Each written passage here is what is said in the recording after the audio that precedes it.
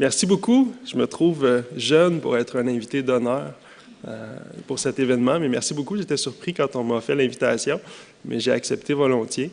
Mon objectif aujourd'hui, vous allez le voir, les grandes lignes de ma présentation. J'ai l'habitude d'être assez bref, donc il y aura sûrement une période de questions où je vais vous permettre de rattraper un peu dans l'horaire le temps. Donc, mon objectif, c'est clarifier, l'objectif de cette présentation, stimuler un peu la réflexion. Donc, j'aime bien déranger un peu avec quelques idées ou essayer de voir un petit peu qu'est-ce qui s'en vient. Présenter un constat qu'on connaît toutes et tous, j'imagine, celui de la productivité au Québec et notre positionnement par rapport aux autres provinces et à l'international. Établir un premier lien assez simple entre productivité et formation. J'imagine que plusieurs des collègues qui vont faire la présentation par la suite vont aller plus en détail. La formation d'entreprise, quelques préoccupations très personnelles qui viennent de mes expériences, tant au niveau du regroupement que les différents comités sur lesquels je siège, entre autres la Commission des partenaires du marché du travail. La formation continue pour un jeune professionnel ou entrepreneur de moins de 40 ans. Il faut savoir que le regroupement des jeunes chambres de commerce du Québec, c'est 35 organisations membres partout sur le territoire. Ce sont des ailes jeunesse de chambres de commerce, des jeunes chambres de commerce. C'est une clientèle de moins de 40 ans. On a à peu près 8000 jeunes gens d'affaires qu'on représente. Donc, entrepreneurs et jeunes professionnels, plus qu'on va en région, plus qu'on a d'entrepreneurs, plus qu'on est en grand centre, plus c'est des jeunes professionnels. Ça va avec les sièges sociaux aussi. Donc, la formation continue, qu'est-ce que c'est pour un jeune professionnel ou entrepreneur de moins de 40 ans? Il y a deux idées phares que j'aimerais aborder, la question du co-développement et la question du télétravail. Donc, j'y vais à partir de réalités que je vois autour de moi.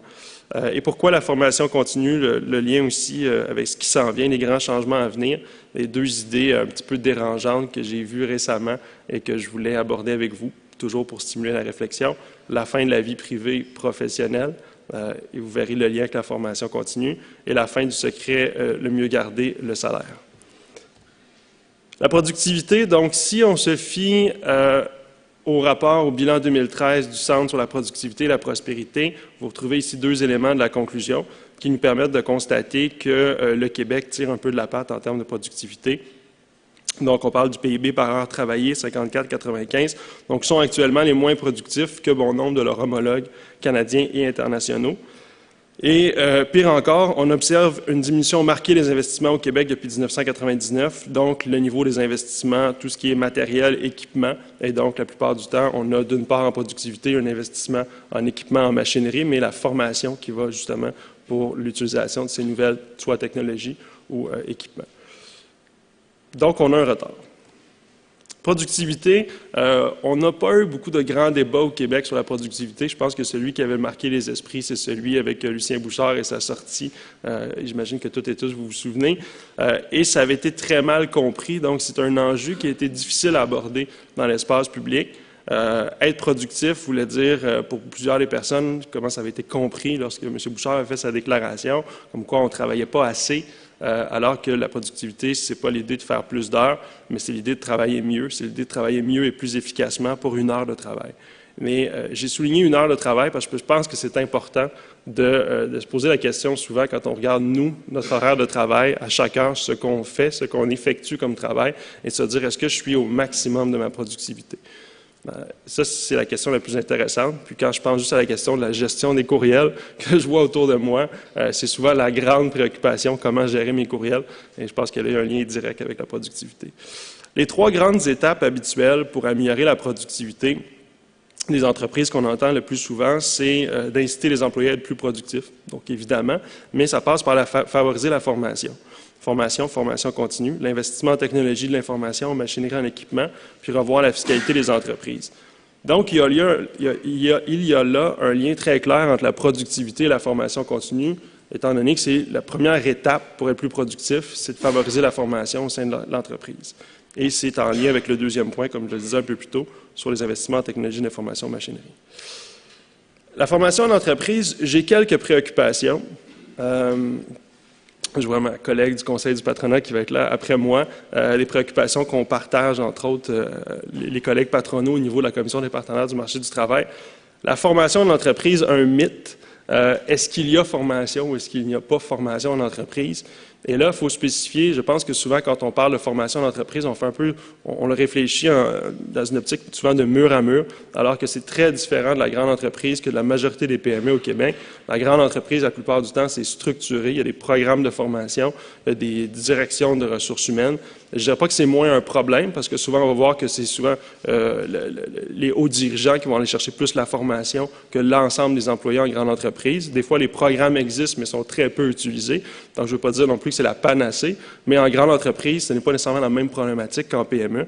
Et en PME, on sait qu'il y a très peu de formation qui se fait. On sait qu'on a une économie au Québec de PME.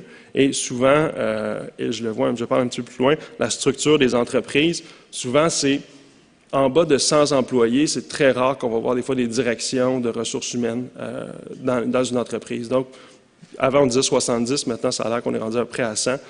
Ce qui veut dire qu'une entreprise, une PME de 20, 25, 50, 70 employés, des fois n'a même pas de direction de ressources humaines. Donc, d'être capable de penser à faire de la formation, de structurer des plans de formation, quand tu n'as même pas déjà une structure de ressources humaines, c'est très difficile pour une organisation. Le retard du Québec versus les autres provinces, on l'a vu récemment avec toute la grande question de la subvention canadienne pour l'emploi, quand le fédéral a décidé au départ d'intervenir de manière, au Québec, on est dit dans un champ de compétences provincial, mais d'intervenir au niveau de la formation d'entreprise parce qu'on voyait qu'on avait un retard et que ça avait un impact direct sur notre productivité. Donc, il y a eu un grand débat autour de la subvention canadienne pour l'emploi. Et une des questions que ça a soulevé au Québec, on est la seule province avec, vous savez, la fameuse loi du 1 % où on demande aux entreprises d'investir en formation. Et on dit, nous, on a la meilleure des mesures, on a la loi du 1 %, on investit en formation. Arrive la subvention canadienne pour l'emploi, on dit, le gouvernement fédéral dit, nous, on va investir, on va donner de l'argent directement aux entreprises pour qu'ils fassent de la formation, on va donner un montant X. Et donc là, on s'est dit, bien, ça n'a aucun sens, il faut respecter nos champs de compétences. On va regarder où on se situe le Québec en termes de formation. Oups, on est dans la queue, on est dans les derniers en formation. Donc ça, je pense que ça a posé une question.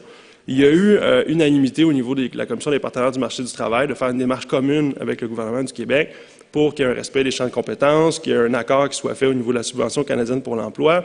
Juste avant la campagne électorale, il y a eu un accord entre Mme Maltais et son homologue fédéral, et donc on va respecter les champs de compétences et on va continuer à travailler avec les programmes existants. Mais il n'en demeure pas moins qu'une question qui, je pense, devra éventuellement être posée, c'est pourquoi, avec un système comme celui de la loi du 1 %, où on devrait, selon moi, être meilleur que les autres provinces, on continue à tirer de la patte. Ça, je pense que c'est une question qu'il faut garder en tête. La formation, souvent, ce qu'on se fait dire, c'est oui, on est peut-être en retard en termes de formation, mais nous, on fait de la formation informelle. Donc, on ne le voit pas dans les chiffres. Hein, on en fait beaucoup de la formation, mais ce n'est pas nécessairement structuré, mais c'est présent. Il y a de l'accompagnement, du compagnonnage, il y a différents types de formations qu'on fait.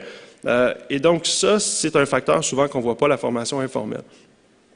Formation informelle, c'est quoi la reconnaissance de la formation informelle? Il y a une grande question qui est là aussi. Quand je dis quelques préoccupations, c'est celles qui me viennent en tête. La structure des entreprises, j'en ai parlé un petit peu plus tôt. Les craintes liées à la formation. Donc, il y a un contexte économique, il y a une rareté de la main-d'œuvre. On le voit davantage en région, on le voit aussi en grand centre, mais beaucoup en région. Surtout chez les PME, la peur de perdre des employés. Si je forme mes employés risquent de quitter, ils vont être plus mobiles. Je vais mettre de l'argent en formation, mais ça va être après ça, qu'est-ce que je vais devoir investir pour pouvoir les garder? Est-ce qu'il va y avoir une hausse de salaire parce qu'ils vont avoir plus de formation, plus de compétences? Donc, il y a une grande inquiétude au niveau de la formation. Puis la plupart du temps aussi, c'est en lien avec la structure de l'entreprise, c'est je ne suis juste pas en mesure de dégager un employé. J'ai une PME de 20 employés. À ce moment-là, il faut que j'en libère 2-3 pour aller faire la formation, soit sur la chaîne de montage. Écoute, ça ne marche pas, je n'ai pas le temps. Dans l'horaire de travail, des 7 heures qu'ils font par jour, je ne suis pas capable de libérer un employé, je ne suis pas capable de faire de la formation. Donc, la crainte de les perdre, mais aussi juste l'incapacité dans l'horaire, et c'est en lien directement avec le fait de ne pas avoir de direction de ressources humaines, de gérer les employés. Ça, il y a un enjeu au niveau de comment on est capable de monter les plans de formation. L'absence d'innovation, c'est un peu un lien aussi entre libérer un employé pour faire de la formation, c'est que la formation est encore beaucoup perçue, ou ce qui est offert est encore beaucoup de la formation en classe, la formation standard, la formation magistrale, ou la formation, je dis en classe, mais ça peut être en petit groupe, mais ça implique de prendre un employé, de l'enlever de sa tâche, puis de le dégager pour une avant-midi, une après-midi, une journée complète, 2 journées complètes. C'est difficile pour une entreprise, surtout pour une petite PME.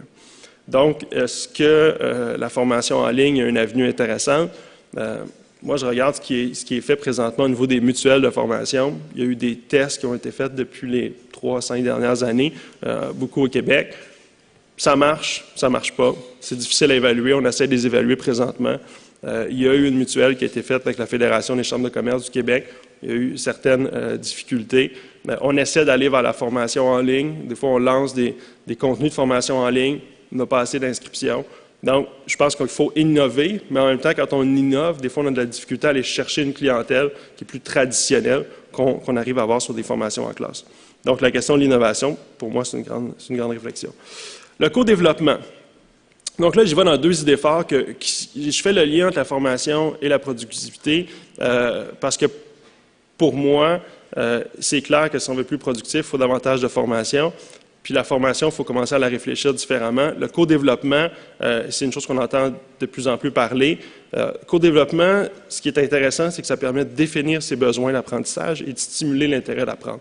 Donc, des fois, on ne sait pas qu'est-ce qui nous intéresse, on ne sait pas nécessairement où sont nos faiblesses, on ne sait pas où on voudrait pousser un petit peu plus notre apprentissage.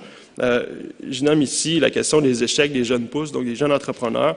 Souvent, on a les bons coups, mais on voit moins les mauvais coups. C'est souvent des échecs ou des mauvais coups, surtout en entrepreneuriat, qu'on va apprendre. Et le co-développement permet cet apprentissage. Cet automne, il y avait un événement à Montréal qui s'est tenu qui était le FAIL. Donc, c'est vraiment des gens qui venaient raconter leur échec. Ça a eu un succès fou. Et c'est vraiment, vous venez les gens disaient, ben moi, je me suis planté sur tel business, je me suis planté dans telle chose. Et ça a eu un succès fou. Sur les médias sociaux, les gens en parlaient, ça se retweetait. Et je trouvais ça intéressant comme nouvelle approche, de dire, on ne va pas juste y aller sur les bons coups, on va y aller sur les mauvais coups, puis on va apprendre de nos mauvais coups. De nos erreurs. L'école d'entrepreneurship de Beauce, c'est du co-développement. C'est des entrepreneurs qui rencontrent d'autres entrepreneurs. C'est du coaching, mais aussi du co-développement. Le groupement des chefs d'entreprise, qui est plutôt discret au Québec, hein, ce n'est pas un groupe de pression, c'est vraiment plus, il offre du service conseil au niveau des entrepreneurs, mais ça fonctionne très bien et c'est du co-développement. Projet C, qui est un projet que nous, on a monté, qui est du co-développement aussi. On a 18 groupes partout à travers la province de jeunes entrepreneurs qui se rencontrent, qui échangent entre eux. Et c'est très simple, ça vient des missions commerciales qu'on faisait à l'époque. On envoyait une dizaine d'entrepreneurs en mission en France, on est allé en Chine, on est allé au Maroc, et les gens passaient une semaine ensemble.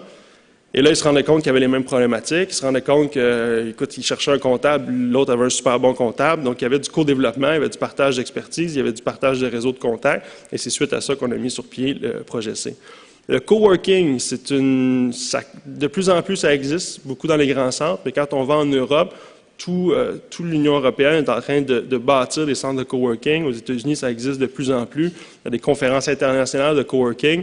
Donc maintenant, c'est de permettre aux gens il y a de plus en plus de travailleurs autonomes aussi, c'est plutôt de travailler à la maison, de travailler dans un centre où il y a d'autres travailleurs autonomes, d'autres entreprises. Souvent, ça peut servir d'accélérateur pour certains temps.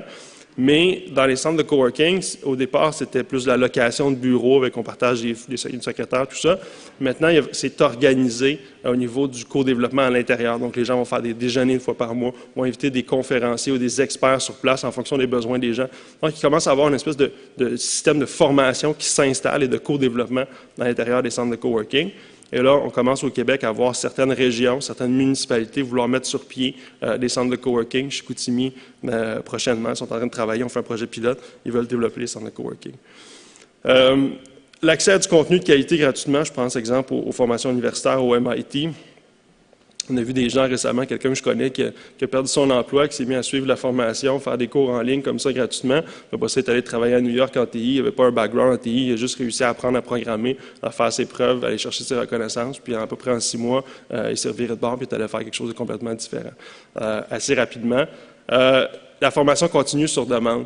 Je fais un lien, je pense que c'est Desjardins, hier ou avant-hier, qui annonçait pour l'épargne maintenant, pouvoir épargner à partir de son cellulaire sur de l'épargne impulsive. Donc maintenant, on va pouvoir décider avec notre cellulaire de mettre un petit montant. Hein, donc vous avez le goût d'aller vous acheter un café, vous me dites « Ah, il faudrait bien que j'épargne, fait que je vais m'acheter un café, je vais mettre un petit 5$ dans mon compte. » Donc là, vous pouvez le faire. Donc c'est très impulsif, c'est très sur demande. mais la formation commence aussi à être sur demande. Donc, ça se peut que vous soyez dans le métro, que vous soyez en trajet, que vous soyez à l'aéroport.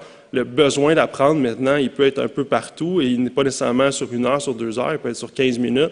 Je ne sais pas s'il y a des fans des conférences TED ici, moi j'en suis un. Il n'y a rien de plus stimulant que d'écouter une conférence TED de 15 minutes et maintenant, quand vous allez sur TED, vous pouvez choisir. Hein. Je cherche quelque chose qui va me surprendre en termes de productivité, puis j'ai 10 minutes à donner, puis là, il vous propose 2-3 vidéos. Donc, je ne dis pas qu'on est nécessairement dans la formation comme telle, mais on est à tout le moins dans la stimulation à l'apprentissage, dans l'innovation, dans la créativité. La question, c'est comment structurer cet apprentissage? Comment structurer toutes ces nouvelles formes de co-développement, de coworking, de formation sur demande? Comment structurer tout ça pour qu'il y ait un enjeu de reconnaissance, un enjeu justement de qualité de ce qui est appris, mais de s'assurer vraiment que ça se structure aussi comme étant un réel apprentissage. Un bel exemple, E180, j'imagine que connexion Internet, ça devrait fonctionner. On fait un test. Imaginez, d'un seul coup d'œil, voir les connaissances de chacun. Imaginez, en arrivant quelque part, voir tout ce que savent les gens qui vous entourent et même savoir qui serait prêt à vous rencontrer pour le partager. C'est exactement ce que nous faisons. E180 crée des sites, applications mobiles et événements destinés à mettre en lien les gens intéressés à apprendre les uns des autres. Nous transformons les espaces en lieux d'apprentissage où des gens aux intérêts communs, partout dans le monde, peuvent entrer en contact et échanger des connaissances quelques minutes, le temps d'une rencontre face à face, en personne. Pourquoi ne pas en apprendre plus sur les plus beaux canaux d'Amsterdam en attendant son vol pour les Pays-Bas? Ou partager sa passion pour l'architecte Frank Lloyd Wright en prenant un café à côté du Guggenheim. Récemment, les organisateurs de C2MTL, une conférence d'affaires créative, nous ont lancé le défi d'utiliser notre expertise en matchmaking pour mettre en relation leurs participants. L'idée, faciliter les rencontres et les conversations. Mission accomplie.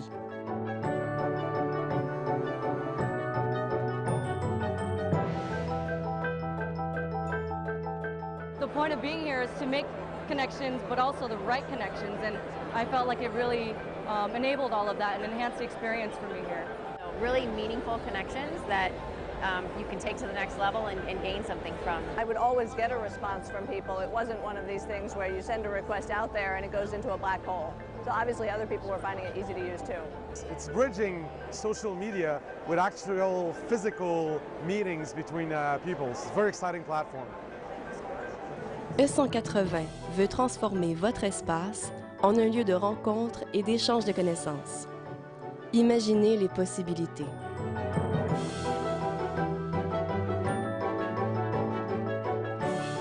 Tous des espaces remplis de gens prêts à partager leurs expériences, connaissances et conseils et à se rencontrer pour discuter de sujets qui les passionnent. Nous voulons vous aider à devenir leur entremetteur. On a hâte de vous rencontrer.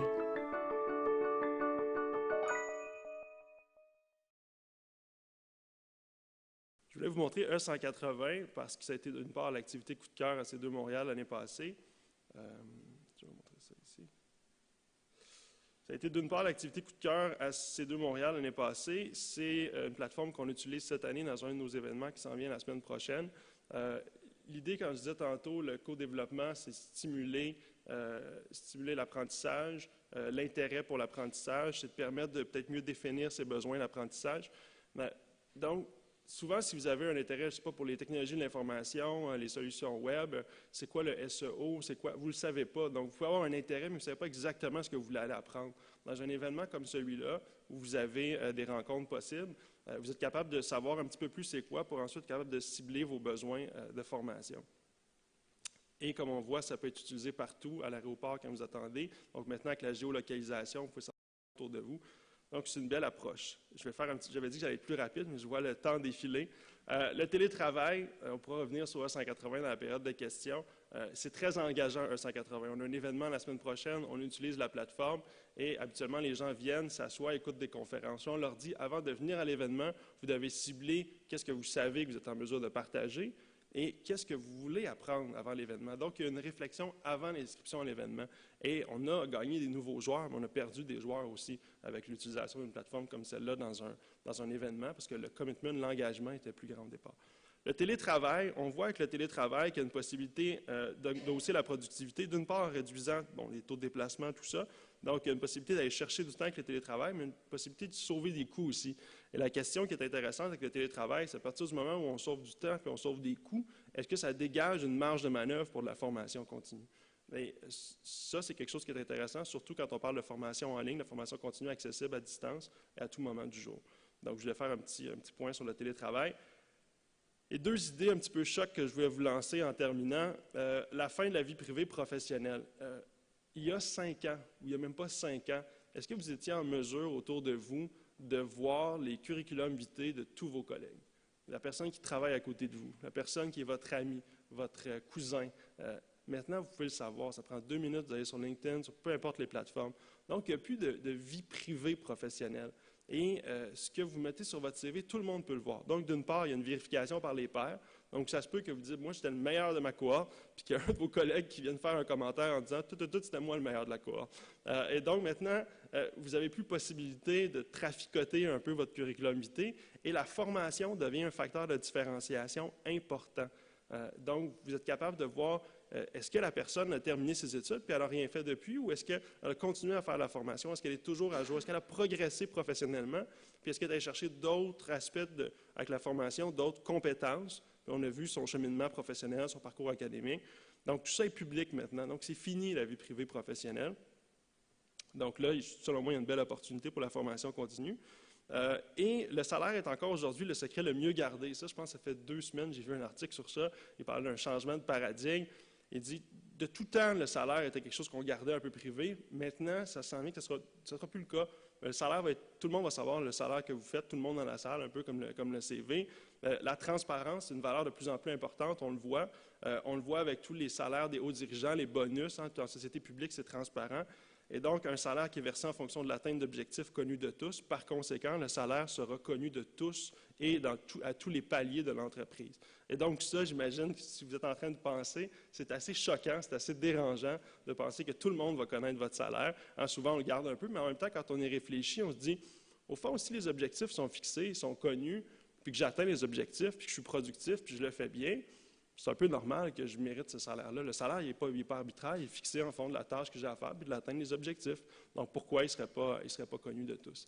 Donc, c'est assez dérangeant, mais c'est quelque chose d'intéressant. Et là encore, je pense qu'il y a un lien entre la formation, comme on le dit un petit peu plus haut, donc notre compétence qu'on affiche, qui on est, qu'est-ce qu'on a comme expertise, et le salaire qu'on gagne, et donc notre capacité d'être productif ou non, qui nous permettra d'atteindre ce salaire-là. Donc voilà, c'était un petit peu les idées que je voulais lancer. Je voulais lancer quelques pavés dans la mare ou susciter la réflexion. Mais je pense que vous aurez tous compris. Et dernier petit mot de la fin, on a eu une belle période de travail-études. Hein. On a été dans le travail-études, ensuite on a été dans le travail-famille. Et là, on est dans le retour de la conciliation travail-famille-études. Et nous, on l'a vécu au regroupement il y a 1 an quand on a fait notre plan d'action. On est depuis 5 ans sur la conciliation travail-famille. Et là, l'année passée, il y a quelqu'un qui est arrivé en disant « Oui, mais la conciliation travail-vie professionnelle. » On a dit « Ben, qu'est-ce que tu veux dire? » Il dit « Ben, moi, là, je travaille, mais il faut que je retourne aux études, il faut que je continue à me former. Puis là, j'ai pas le temps. Je suis tout le temps pris au travail, puis là, j'ai pas le temps. Puis là, si je pouvais être dégagé par mon employeur pour faire de la formation, puis peut-être que le regroupement, on pourrait travailler sur ça, on est un groupe de pression, trouver une manière de voir c'est quoi les meilleures pratiques, puis comment influencer que les entreprises fassent de la formation continue, puis dégagent les jeunes gens d'affaires, parce que la plupart du temps, on fait un bac, une maîtrise, puis on sort, on travaille, puis après ça, on ne retourne plus. C'est fini les études. Là, on se rend compte, comme jeunes professionnels, que c'est plus comme ça que ça marche. Mais dans l'entreprise où on travaille, il n'y a pas nécessairement ce réflexe-là de libérer du temps, sauf peut-être dans certaines grandes entreprises. Et donc, là, il y a eu une opposition à l'intérieur de notre regroupement. Il y en a qui ont dit non, non, non, là, c'est la conciliation travail-famille, c'est ça la priorité. Puis ceux qui n'ont pas d'enfants et qui veulent aller faire de la formation, c'est comme un deuxième enjeu. Ça a fait 1 an. Moi, je vous dirais que cette année, ça va revenir dans les discussions sur le plan d'action. Parce que même ceux qui ont des familles sont en train de dire c'est vrai, hein, moi, j'ai fait ma conciliation travail-études, ma conciliation travail-famille. Puis là, il faut que je fasse travail, famille, études, parce que là, je veux retourner, j'ai besoin de formation. Donc, je pense que c'est le prochain enjeu. Il faudra voir comment on est en mesure de concilier tout. Merci beaucoup, j'espère que c'était agréable. Puis, ça va me faire plaisir d'avoir vos commentaires, soit maintenant ou à la pause. Très ouvert à recevoir les commentaires.